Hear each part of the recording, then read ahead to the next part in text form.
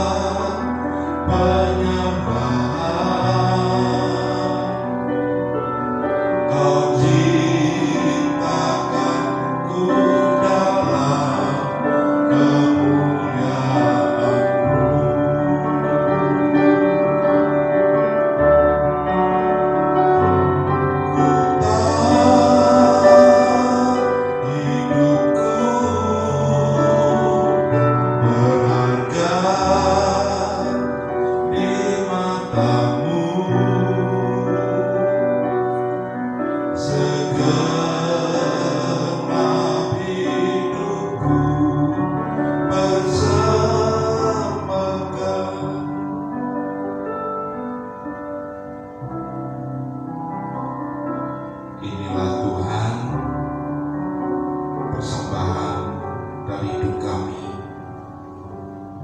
merupakan satu pujian yang kami tujukan hanya kepadamu.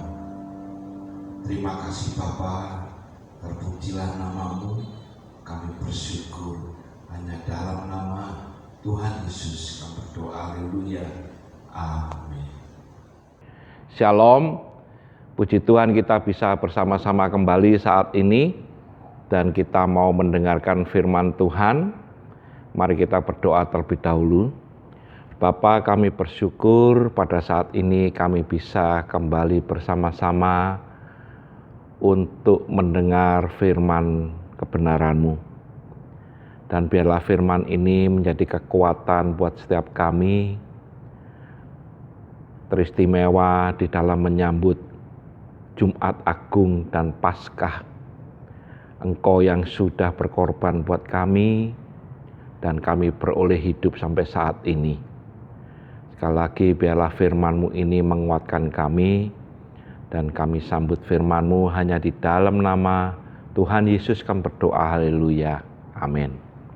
Mari kita buka firman Tuhan yang saya bukakan di dalam kitab Pengkhotbah, pasal yang ketiga, ayat yang pertama. Dikatakan demikian, untuk segala sesuatu ada masanya, untuk apapun di bawah langit ada waktunya. Dalam hal ini berbicara ada masa, yaitu periode yang panjang. Ada masa adalah periode yang di mana semua manusia ada di dalamnya. Dan juga dikatakan ada waktunya.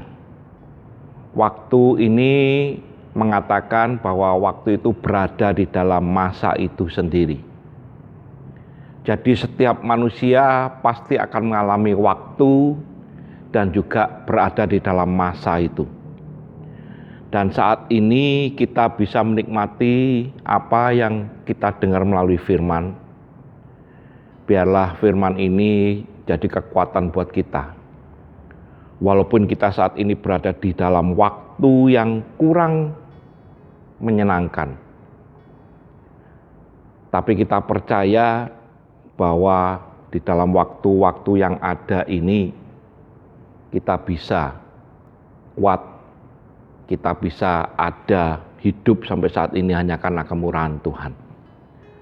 Melalui pembacaan ini kita bisa membagi dalam 3 fase. Fase yang sangat menentukan, yaitu fase pertama adalah fase di mana ada kesombongan. Waktu di mana mereka boleh memamerkan kekuatan, boleh memamerkan posisi mereka. Tapi ketika kita melihat situasi yang ada sampai saat ini, yang terjadi malah kekacauan, yang terjadi malah masalah yang membuat seseorang menjadi khawatir. Fase pertama inilah adalah fase kesombongan di mana orang boleh pamer seolah-olah dia mempan. Seolah-olah mereka tidak kebal penyakit apapun, bahkan mereka bisa mengatakan dengan sombongnya, aku keluar, gak apa-apa. Itu kesombongan. Sekali lagi kita berada dalam khotbah firman Tuhan saat ini, dikatakan dalam pasal 3 ayat 1, ada waktunya semua. Ya, waktu kesombongan ini, fase kesombongan inilah. Bahkan kalau kita melihat berita di Italia, mereka dengan sombongnya seolah-olah mereka mempan, seolah-olah mereka tidak akan terkena penyakit, seolah-olah mereka bisa mengatasi semuanya. Kesombongan yang keluar. Padahal dengan hal ini mereka akan mengalami hal yang kacau. Dan kita lihat memang banyak korban yang berjatuhan.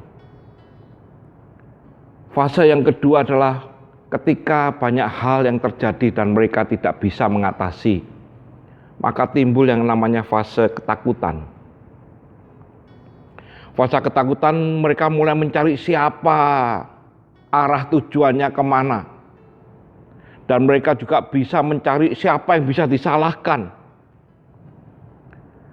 Fase ketakutan juga bisa menimbulkan seseorang bisa menimbun bahan makanan, menimbun masker. Bahkan percaya pada diri sendiri mulai hilang. Yang lebih parah lagi, mereka bisa menyalahkan Tuhan. Dari fase kesombongan lantas timbul fase ketakutan inilah. Dan di dalam fase yang terakhir dikatakan adalah fase untuk engkau berserah. Untuk engkau percaya pada Allah. Ketika Musa di dalam perjanjian lama juga mengalami 3 fase ini. Yang pertama juga mengalami fase kesombongan, di mana dia bisa mengatakan bahwa dia ini adalah pangeran. Dia adalah anak angkat dari Fir'aun, mempunyai kekuatan. Tapi ketika masalah terjadi, maka fase ketakutan mulai ada.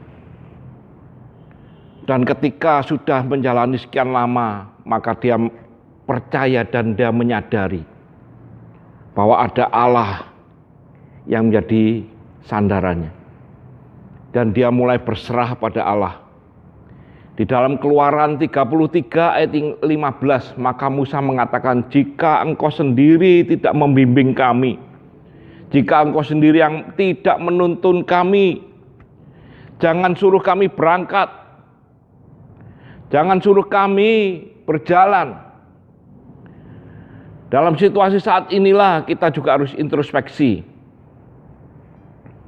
Bukan hanya dengan kekuatan manusia belaka. Bukan hanya dengan kekuatan kegagahan manusia. Tapi mengikut sertakan Tuhan. Saya percaya pemerintah juga sudah melakukan yang terbaik. Mulai memberikan sanksi kepada mereka yang masih berlaku sombong. Memberikan suatu undang-undang yang mereka masih melawan undang-undang peraturan yang ada. Mereka berkumpul sesukanya, seolah-olah bisa dan seolah-olah kebal. Fase kesombongan ini harus dihilangkan. Fase yang ingin pamer sok bisa ini juga harus dihilangkan. Maka mulai meningkat pada fase selanjutnya, itu fase ketakutan. Banyak orang udah mulai ketakutan. Mendengar kabar-kabar yang membuat seorang mulai takut dan bimbang, bingung mau kemana. Tapi pemerintah juga melakukan yang terbaik supaya setiap sosial media memberitakan kabar-kabar yang baik, membangun. Dari fase kesombongan timbul fase ketakutan. Dan selanjutnya adalah fase di mana percaya dan berserah pada Allah. Sekali lagi, berserah bukan berarti menyerah. Kita melakukan semua, mengikut sertakan Tuhan dalam setiap tindakan. Mengikut sertakan Tuhan dalam setiap apapun juga yang Dia ada. Sertai kita semua. Kita baca di dalam Kisah Rasul pasal 17 ayat yang ke-28. Dikatakan demikian, sebab di dalam Dia kita hidup, kita bergerak, kita ada, seperti yang telah juga dikatakan oleh pujangga-pujanggamu. Dan ayat sebelumnya di dalam ayat 26b dikatakan, Ia telah menentukan musim-musim bagi mereka. Dengan kata lain, waktu, masa, Tuhan mengerti apa yang terjadi. Maka dikatakan Ia yang menentukan. Ia memberikan jalan itu semua supaya kita bisa menyadari ada Allah yang perkasa.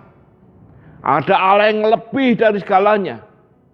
Dan fase percaya dan berserah pada Allah inilah yang kita harus lakukan. Di dalam Kisah Rasul 17 ayat 28 di sini katakan, di dalam Dia maka kita beroleh hidup, kita bergerak dan kita ada. Kita bergerak, kita hidup hanya karena anugerah Allah. Di dalam Dia ada kehidupan yang benar, yang bisa menghidupkan semangatmu kembali, yang bisa memberikan kekuatan. Kalau kita ada sampai saat ini, bukan menimbulkan berita-berita yang menakutkan, bukan memberikan berita-berita hoax, tapi membawa kabar baik, membawa sukacita, memberikan damai. Kalau kita bergerak dengan suatu kebijaksanaan, ikut mendukung aturan-aturan pemerintah yang ada, bukan membuat gerakan-gerakan yang membuat kacau, risau, menimbulkan ketakutan. Tapi kita bergerak bersama-sama saling mendukung. Indonesia bisa bersama dengan Allah. Indonesia bisa maju, bisa menang. Anak-anak Tuhan juga bisa menang bersama dengan Allah. Kalau kita hidup, kita menjadi berguna, menjadi sesuatu yang harum. Ada pujian. Hidup ini kesempatan, bukan kesempatan untuk melakukan yang jahat, tapi melakukan yang baik. Anak-anak Tuhan, engkau boleh ada, engkau boleh bergerak, dan engkau boleh hidup. Kita melihat Yesus sebagai teladan contoh.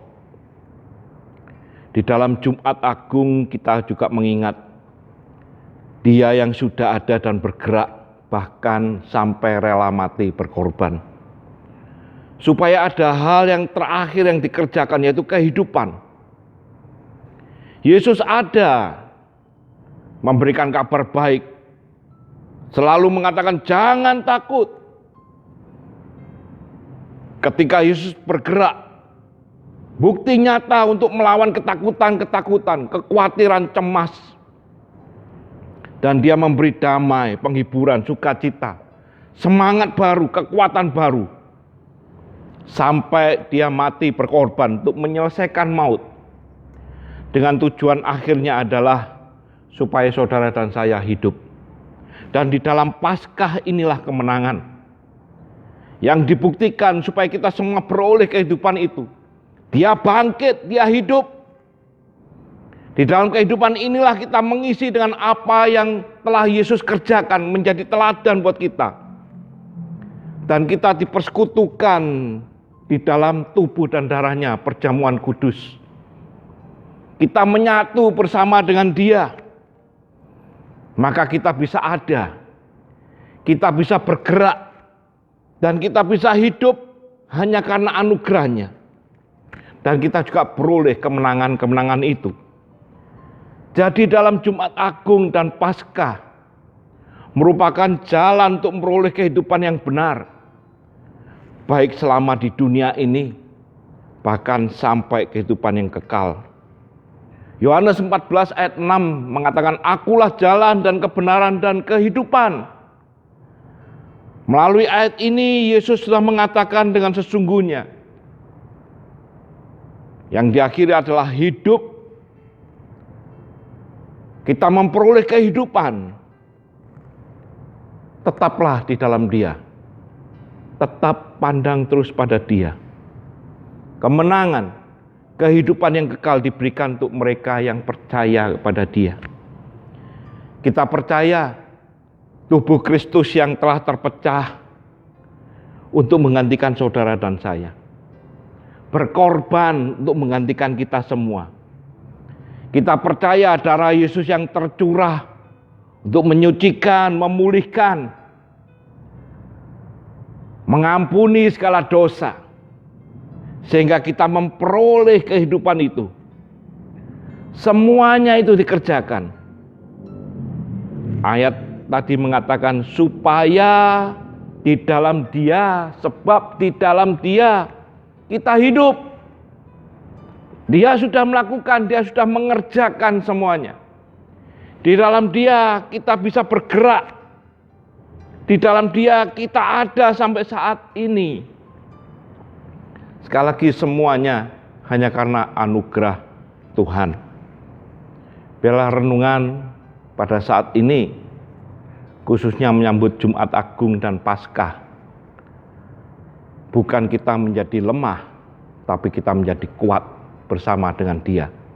Dia yang sudah hidup, Dia yang sudah berkorban, menggantikan saudara dan saya, dan kehidupan diberikan untuk saudara dan saya. Amin. Mari kita berdoa. Bapa, kami bersyukur saat ini kami boleh menerima firman-Mu, di mana Engkau sudah melakukan semuanya. Engkau yang sudah berkorban mati buat kami, tapi Engkau hidup dan bangkit. Dan kehidupan itu Engkau berikan juga pada setiap kami orang-orang yang percaya. Kami mensyukuri semuanya ini, dan dalam Jumat Agung dan Paskah ini, kami boleh mengingat kembali dan bersyukur betapa besar kasih-Mu, anugerah-Mu yang Kau limpahkan buat kami. Terima kasih Bapa, biarlah firman ini menguatkan kami semua, dimanapun kami berada.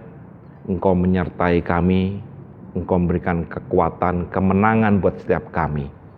Kami bersyukur hanya dalam nama Tuhan Yesus. Kami berdoa, haleluya, amin. Mari kita mau mengangkat tangan kita dan kita menerima berkat yang daripada Tuhan.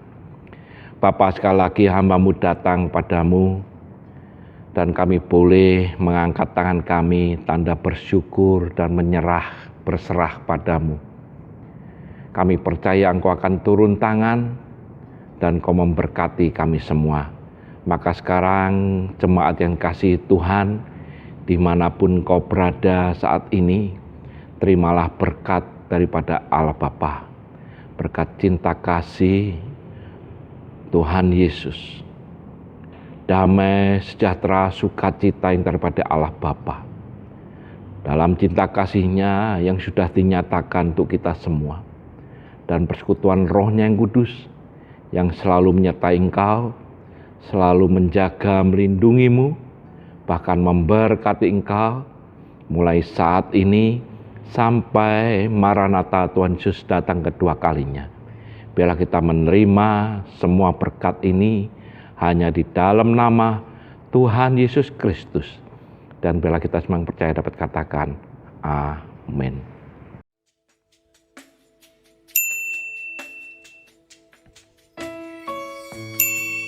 Kami mau rendahkan hati kami datang kepadamu ya Tuhan. Kami mau bawa setiap sembah kami di hadapan-Mu Tuhan. Sebab kami sadar kami adalah penyembah-penyembah-Mu ya Tuhan. Terima kasih Tuhan Yesus, terima kasih. Setiap kami ya Tuhan. Pujian dan